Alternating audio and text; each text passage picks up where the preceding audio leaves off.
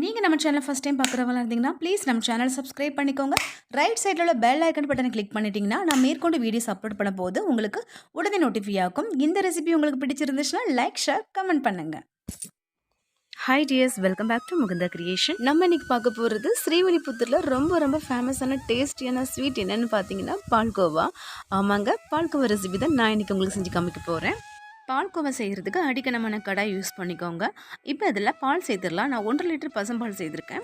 பால்கோவா செய்கிறதுக்கு அந்த மில்க் வந்து நல்லா ஃபேட்டினஸாக இருக்கணும். அப்போ தான் நமக்கு நெட் குவான்டிட்டியாக பால்கோவா வந்து அதிகமாக கிடைக்கும். பால் சேர்த்த பிறகு அது ஒரு கொதி வர்ற வரைக்கும் வெயிட் பண்ணுங்கள். கொதி வந்த பிறகு மீடியம் ஃப்ளேமில் மெயின்டைன் பண்ணால் போதும். அதுக்கப்புறம் நம்ம கரண்டியால் அந்த ஆடெல்லாம் பதியுது பார்த்தீங்களா, அந்த ஆடை படிகிறத வந்து நம்ம வந்து கொஞ்சம் கொஞ்சமாக கரண்டியால் கிளறி எடுக்கணும். கொதிக்க நல்ல ஆடை வந்து சூப்பராக படியும். அப்போ நம்ம கரண்டியால் கிளறிட்டே இருக்கணும். இந்த டைமில் நம்ம தீயை வந்து குறைக்கலாம் தேவையில்லைங்க.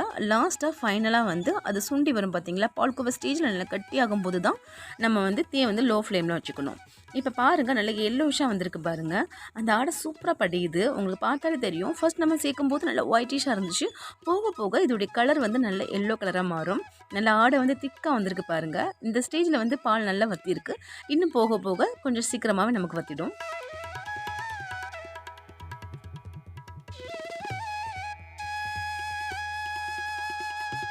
இப்போ பாருங்கள், சூப்பராக வற்றிட்டு பாருங்கள், நல்லா சுண்டிடுச்சு. இந்த டைமில் நம்ம வந்து லோ ஃப்ளேம் வச்சு நல்ல கரண்டியால் கிளறி விடணும்.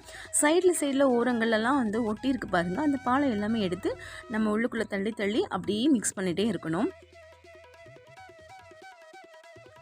இன்ன வரைக்கும் நம்ம பாலில் வந்து எந்த விதமான இனிப்பும் சேர்க்கலை.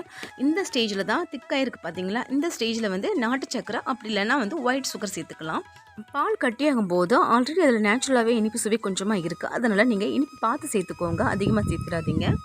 சுகர் சேர்த்த பிறகு நல்லா மிக்ஸ் பண்ணி விட்டுடலாம்.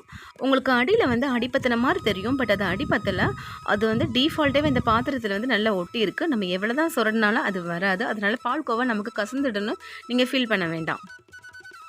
அவ்வளோதாங்க, ரொம்ப திக்காகிட்டு பாருங்கள் பால்கோவா. இந்த ஸ்டேஜில் நெய்யை மட்டும் சேர்த்துட்டு ஒரு கிளறிட்டு நம்ம ஸ்டவ் ஆஃப் பண்ணிடலாம். ஃபைனலாக கொஞ்சமாக நெய் சேர்த்துக்கோங்க. உங்களுக்கு தேவைக்கு ஏற்ற மாதிரி பால்கோவா நீங்கள் எவ்வளோ செய்கிறீங்களோ அதுக்கு ஏற்ற மாதிரி நீங்கள் நெய் சேர்த்துக்கிட்டால் போதும். ஃபைனலாக பால்கோவில் நெய் சேர்த்த பிறகு தான் அதோடைய சுவையும் மனமும் பிரமாதமாக இருக்கும், வேறு லெவலில் இருக்கும். கண்டிப்பாக நீங்கள் இதை ட்ரை பண்ணி பாருங்கள். ரொம்ப நாக்கில் வச்சதுமே அப்படியே மெல்ட் ஆயிரும். அந்த அளவுக்கு சூப்பரான ஒரு ஸ்வீட் ரெசிபி தாங்க இந்த பால்கோவா. உங்களுக்கு பார்த்ததுமே நாக்கில் எச்சி வரும். கண்டிப்பாக நீங்களும் பாலை வாங்கி சீக்கிரமாக ட்ரை பண்ணுங்கள். ரொம்ப டேஸ்டியான ஸ்ரீவில்லிபுத்தூர் பால்கோவா ரெடி ஆகிடும். இந்த ரெசிபி உங்களுக்கு பிடிச்சிருக்குன்னு நம்புகிறேன். இது போல் பல ரெசிபிஸ் வீடியோ பார்க்க விரும்புனீங்கன்னா நம்ம சேனல் முகுந்தா கிரியேஷன் சப்ஸ்கிரைப் பண்ணிக்கோங்க. அண்ட் பாய்.